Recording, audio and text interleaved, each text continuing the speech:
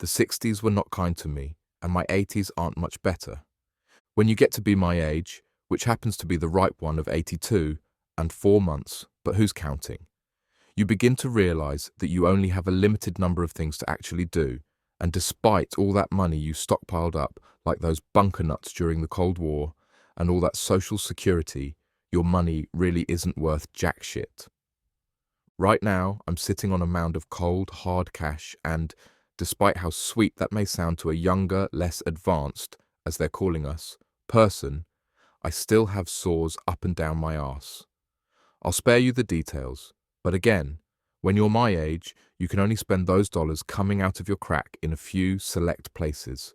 Gambling on bingo night, Tuesdays and Thursdays, the tithing plate of the religious organization or denomination of your choice, scratch-off lottery tickets and a microwaved hot dog from the local gas station if the bus makes a pit stop, or buying superfluous knickknacks off those home shopping channels with your husband's credit card. Personally, I'm sick of the bingos, just fine with Father Myers' bi-weekly visits, prefer the microwaved junk from the cafeteria, and don't have a husband or a wife anymore. And also, don't bother ordering from the television. I simply just watch it, or at least I used to watch it. You would think that you'd never see the day that your television privileges were taken away after the age of, say, 6, but that show you love changes things, doesn't it? The first time I remember it coming on was the night of August 28th. It was a Thursday, and it was bingo night. Again, if memory serves, we'll get to that in a bit. I had just lost 28 bucks to Dan Rosenberg from room 94 and was sitting on my bed wondering why the hell I allowed myself to bet with a former attorney at law. The rule was unwritten, but we shook on it. No winning the easy way. Free space. Old Danny Boy swore up and down that we never agreed on such a term, and, even though the man's mind wasn't what it used to be, the wheelchair-bound shyster knew full well that he didn't have a leg to stand on. Unfortunately, I didn't either, and technically, B12, just like the vitamin, did complete his diagonal down. Suffice it to say, I was heated when I got back to my room, so much so that when the TV began blaring that crappy old music you'd hear if a tin can could whistle Three's Company, I immediately fumbled for the remote. The set itself is and was ancient by today's standards. A CRT boob tube that would zap you if you tapped the screen, complete with rabbit ears so tall you'd think you were seeing the friggin' Easter Bunny in late summertime. No matter what you played on the dopey thing, everything from those sleek cell phone commercials to The Godfather looked like a 70s porno.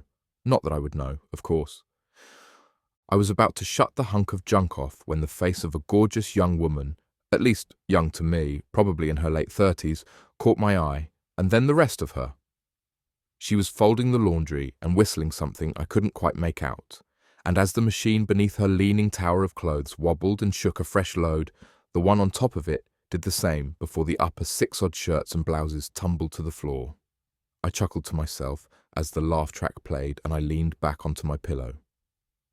Being a somewhat easy man to entertain, especially considering these days I only watch the news and traffic report, knowing full well my license is well past expired, mind you, I crossed my legs and turned up the volume.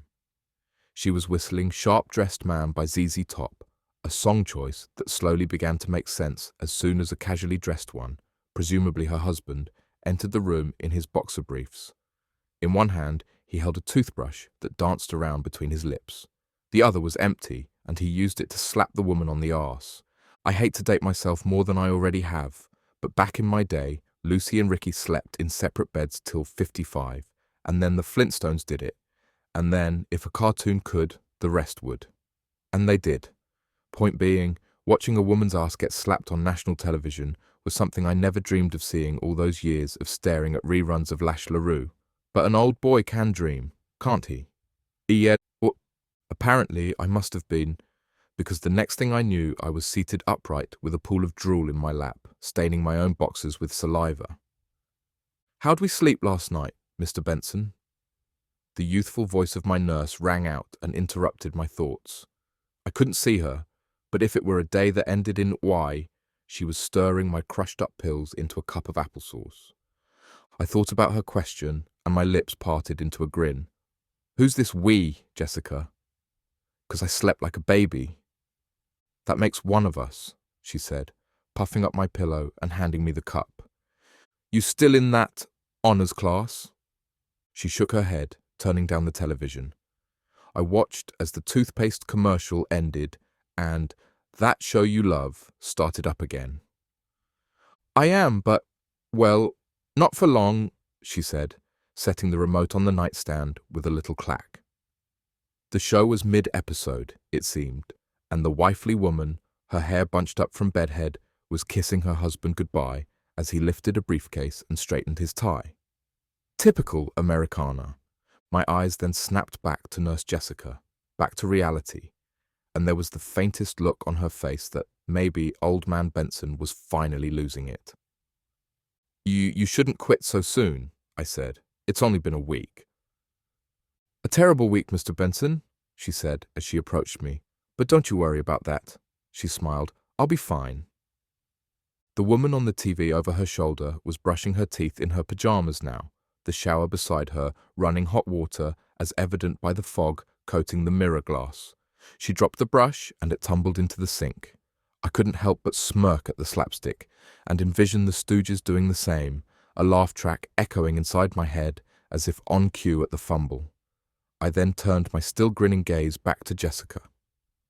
I know you will, I said, and she took my expression as a sign of goodwill. Good. Nurse Jessica cleared her throat. As for you, Mr. Benson, she began, but that's as much as I heard. Behind her, the woman on the boxed-in screen had taken off her pajama shirt, likely an oversized t-shirt of her husband's. She then began to pull the plush pajama pants down to her ankles and, clear as day, despite my cataracts, I could see her pale white ass and breasts in the mirror. And that means a minimum of 8 hours of sleep, Jessica continued. I grabbed the remote she had placed onto the nearby nightstand and clicked the TV off in a scramble. She spun around, looking at her own reflection in the window-lit black void, and then turned back to me on her heel. I said, I can't get 8 hours with the set on. The nurse wagged her head and continued. I didn't hear a word of it. When Jessica finally left, which was after a grueling 15 more minutes, that felt more like 4 hours, I lifted the remote from my lap and pressed my thumb to the little red button. The woman appeared on screen again, only now she was fully clothed and standing in the kitchen, her hair still wet from the shower. Nearby, a television of her own was playing, though it was far nicer than the quite literal boob tube that stood before me. I turned it up. That's what I said, a woman's voice faded in, but you know, he didn't listen. I knew right away it wasn't the showered woman's voice. Hers was too busy laughing at the voice coming from her flat-screen TV. They were both in their respective kitchens, cutting some kind of leafy green on a chopping board. She was watching a cooking show. I told him that, the woman on the cooking show continued. I now noticed there was a cell phone wedged between her shoulder and her ear, and the wet-haired wife listened along as she sliced the vegetable. This went on for a good 20 or so minutes until again I fell asleep. When I finally opened my crusted-over eyes, Nurse Jessica was standing over me with a dinner plate. It was dark outside the window, just to the left of the TV, and, on its screen, the woman and her husband were watching something themselves, though the angle was on them, and I couldn't see what it was. Got your 8 hours in, Mr. Benson? Jessica asked with a grin, setting the plate on the little swivelling tray before me. Meatloaf and corn. What time is it? I groaned, sitting up a little. I hated corn. It always came out whole. 8:30. I sighed. That's 9 hours today, I said. A new record. Jessica shook her head as she salted the meatloaf. I did need my sodium after all. If all I did was watch this all day, she said, her eyes lifting to the image of the couple on the couch, I'd sleep for 9 hours too, Mr. Benson. She wished me a good night, and, as soon as she shut the door, I turned up the volume which she had taken the liberty of turning down, though there wasn't much to listen to. It was some kind of show that they were watching. None of the voices in it sounded familiar, but it sure kept their attention. I watched on as I forked down the meatloaf, avoiding that pesky yellow corn, until the couple stood, clicked off the program, and made their way off screen. There was a good 20 seconds where I simply stared at the empty living room. At first, I thought the cable box might have given out, or maybe there was a glitch, but before I had time to do anything about it, which wouldn't have been much, a new shot appeared. It was of their apparent bedroom, and Mrs. whatever her name was waltzing through the doorway seductively in some kind of lingerie. Her husband, in his boxers again, sat on the edge of the bed before standing up and approaching her. It was at that point when the two began passionately kissing, and the same point when I wondered what the hell kind of late-night channel I had accidentally been watching for the past 2 days. I hit the guide and was presented with, perhaps, an even stranger sight. The channel wasn't listed, but instead I was taken to the list of programs playing on channels 1 through 5 with the weather report in the corner. I clicked back on the show, and now the couple was on the bed, making out like bandits. I'll spare the details, but let me just say that it was the first time I had a stiffy since Janet Jackson's little wardrobe malfunction at the 2004 Super Bowl. Despite my little excitement, however, I figured it was neither the time nor place to be watching the After Hours channel, much like when Mum would catch Harry and I on the living room rug watching The Twilight Zone instead of Captain Kangaroo when he was 6. God forbid that Snoop Dan Rosenberg should point his pointy little nose through the crack in my door and see me watching this.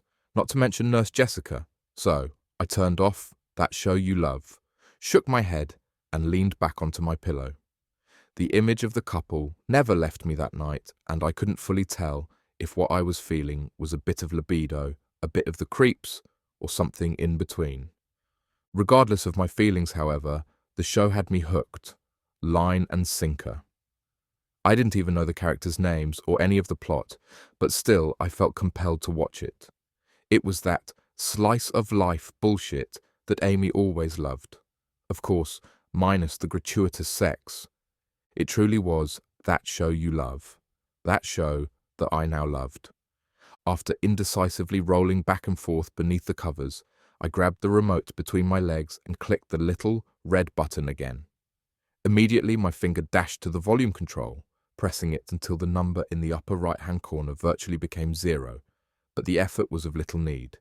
The couple was asleep, and not a sound emanated from the television other than the white noise that scratched at my ears. I stared on, like a voyeuristic swine, for a good 3 confused minutes until I, myself, drifted off into dreamland. When I came to, again with a streak of spit along my chin, Nurse Jessica was hoisting me up and onto the bus. It was Saturday, which meant activity day, and for a group of geezers that could barely walk, not to mention sit up straight, the outings usually included bowling, if we were feeling frisky, the local indoor shopping mall, and by mall I mean food court, or the grocery store. You wouldn't think that putting a box of Raisin Bran into a wheeled steel cage would classify as a fun Saturday outing, but the alternative, watching The Price is Right for 8 hours while thinking about all the grandkids you comparatively didn't have, paled in comparison. Before Jessica escorted me to the bus, however, in that half-awake, half-asleep twilight that a yawn usually snaps you right out of, I watched as the woman on That Show You Love kissed her husband goodbye, only this time it was she that, leaving the house in a bright yellow blouse, purse hung from her shoulder. The next shot, which looked to be about the same from the intro of the show with that jolly jingle, was of the house itself, as the woman shut the front door and strut to her car. As the shot slowly widened, the stark white mailbox drifted into view, reading, plainly, Johnson. Finally, I thought, I have a name. I continued thinking about the show all the way to the mall, and, when we had finished eating in the food court, many of us, especially Fat Joe, as we called him, got the hankering for the supermarket. So, we went, at least the bus went. And as it pulled up, like a shot out of Night of the Living Dead, another program Mom wrung my neck for watching, we shuffled into the fluorescent gleam of aisles upon aisles of processed junk food, heaven for those of us that weren't quite there yet. As I spun my cart into aisle 3 to grab myself a handful of cheesy puffs in that 10-gallon drum, my feet squeaked to a stop faster than my brain ever could have. Standing at the end of the aisle and reaching for a jar of peanut butter on her toes was the woman from That Show You Love, that same wifely woman. Of the few times I had seen it, I had never suspected the show to be that of a local broadcast, not to mention that members of the cast were actually residents of Des Plaines, Illinois. I had never met anyone famous in my life up to that point, maybe besides sharing a connecting flight with one of the members of Frankie Valli's Four Seasons, and because of that, I had also never felt that, as they call it, butterflies feeling. That feeling when you get starstruck. While my stomach wasn't exactly fluttering at that moment in time, it was, in some manner, a bit uneasy.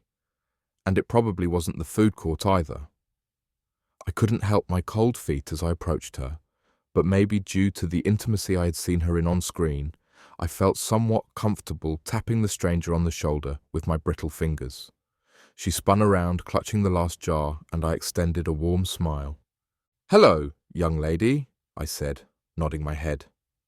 She was more stunning in person. Hello," she replied, mirroring my same gesture. We stood silently as the hum of the overhead speakers played some kind of saxophone crap. I cleared my throat, but before I could speak, she continued, Were you looking for this, sir?" I followed her eyes down to the peanut butter.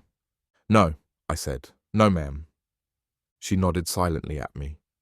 For a starlet, she was rather shy. "I just wanted to say that I'm a big fan." Her eyes narrowed and brows furrowed, looking at me as if I were bug-eyed. "A big fan?" she asked, shaking her head.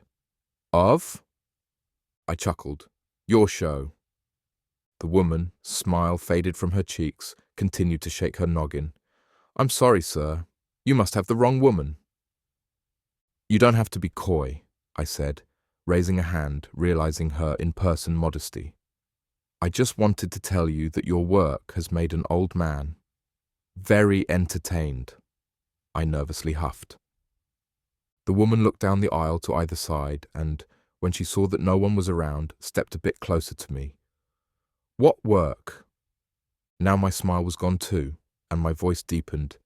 "You play Mrs. Johnson on That Show You Love." The woman's face drained of all its colour and her cheeks hollowed out. She just stared at me for a good 30 seconds in that aisle, the jar of peanut butter close to bursting between her fingers. "Mister," she finally said, in a hushed, low tone, "I am Mrs. Johnson." I licked my lips and started to shake my head. "But you're—" She stopped me. "I'm not on TV."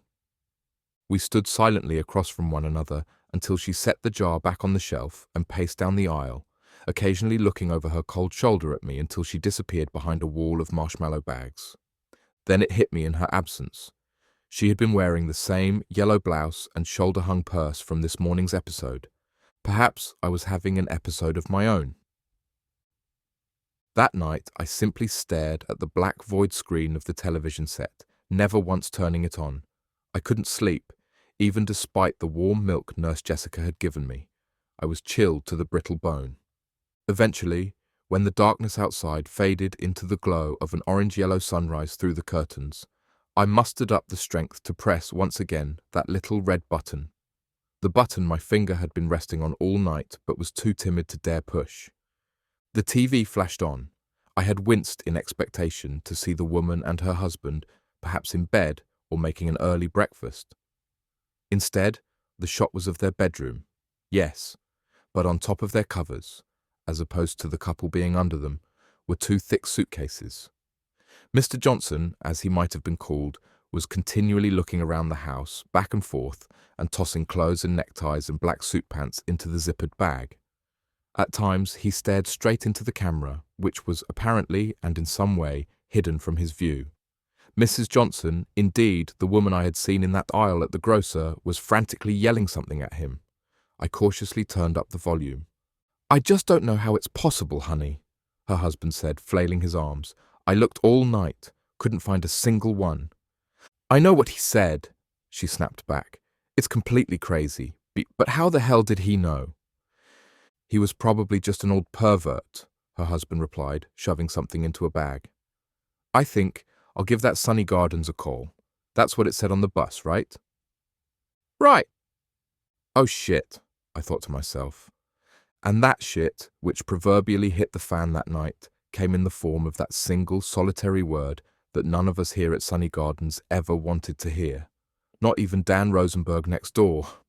No, not even him.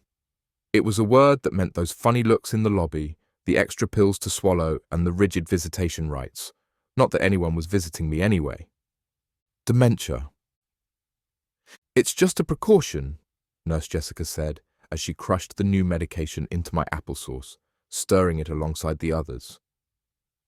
She probably thought I was crazy, just like everyone else, not only for the phone call that the home had anonymously received about a certain old man in a stained wife-beater, but also because I had requested her to close the curtains and keep them shut, even during the day.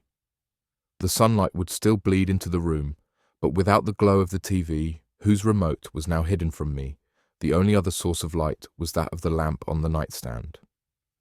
She handed me the cup, and I instinctively lifted the cold steel of the spoon. "Do you think I'm nuts, Jessica?" "Of course not," she shook, but I could tell she was lying. "You just need a little extra care right now, Mr. Benson." I thanked Jessica, unable to convince her that I wasn't loony, and let her wrap up her shift for the night. About an hour later, just as I was about to sit silently and stare into the voided screen that reflected my face back to me, there was a knock at my door. "Come in," I said with a strained voice, and in stepped one of the assistant nurses, Nurse Becky, if memory serves. She smiled, but it was a nervous one. Everyone around here thought I had, somehow, fled my covers by the cover of night and went to play Peeping Tom down the street. Come to find out, the Johnsons had only lived a couple of blocks from the home. "Mr. Benson," she said, somewhat clunkily. "You have a visitor." I snapped my head to face her. "I do." She nodded, and from behind her stepped in a woman I had never seen before, a smiling brunette woman. "I'll let you two be alone," she said, and ducked into the hallway. The woman approached my bed, and I sat up hastily, pulling the covers up to my chest. I stuttered. "Do I know you?" She extended a pink envelope and a pink gift baggie toward me in either hand. "Probably not," she said in a tired voice. But she wasn't right. Though I had never met this woman, that voice of hers sounded eerily familiar. As I watched her hands tremble, still upholding the gifts, suddenly it clicked. She was the woman on Mrs. Johnson's TV in her kitchen. I had done a lot of cheap dope in my heyday, but this was way worse. "Wait," I said gruffly. "Don't you run a cooking show?" She shook her head, and then shook the gifts in her hands. I took the card and unwrapped it. It was one of those get-well-soon ones with the little puppy on the front, a thermometer in its mouth. I looked at the woman as I opened it and could see, in the lamplight, that she must have recently been crying. Her eyes were sunken and puffy red. Inside the card, written in black ink, was a note. It read, rather bluntly, "Stop looking through windows, Roger." The woman then set the baggie on my lap and, without another word, left the room. I sat in silence for a moment, the opened card still in my hands, and then placed the card on my stomach and lifted the little baggie, opening it. Inside, there was a television remote wrapped in a newspaper, another television remote, strikingly similar to the one the home had hidden from me. I aimed it at the box and pressed the same coloured red button. That Show You Love, rather, That Show I Once Loved, came on, and on screen was a different sight. A different house entirely, as a matter of fact. Seated at a desk and punching something into a laptop was a young woman with long, wet, jet-black hair. I immediately clicked the set-off again with a quivering hand. I didn't even need to see her face to know who it was. It was Nurse Jessica. I still haven't told her. See, that newspaper that wrapped the remote in the baggie? It wasn't only there for fluff's sake. Come to find out, on the page stamped with the number 16 at the very tip-top with all the other classifieds, was an advertisement for a modest suburban home, one that looked all too familiar. But that wasn't all. On the back page, at the very bottom, were 2 Have You Seen Me bulletins. I think you can figure out whose faces were in those pictures. I keep my curtains drawn, even now, unless I want it to be curtains for me too. If the woman who had stood in this very room that night, holding that card and baggie in her hands, had been being watched by Mrs. Johnson, and I had been watching her, then who the hell's been watching me? I got that answer last night. I was up in bed and reading an Agatha Christie novel. All I can do now without the company of the boob tube, not that I want it anymore, when there was a knocking at my door. It was Nurse Jessica.